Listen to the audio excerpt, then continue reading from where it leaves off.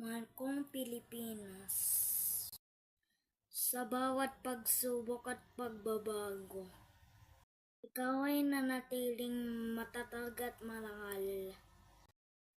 Kami ay may tungkuling mahalin at alagaan ka. Sa pamamagitan ng pagkakaisa at pagtitiwala sa Diyos, makakamit mo ang pag-unlad. Ako po si Cayus John Fernando. Ipinagmamalaki ko na ako ay Pilipino. Ako ay Pilipino. Ako ay Pilipino.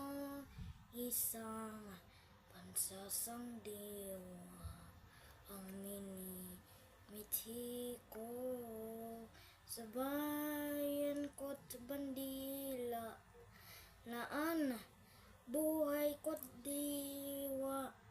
Ako ay Pilipino, Pilipinong totoo. Ako ay Pilipino, ako ay Pilipino. Taas noo kahit kanino.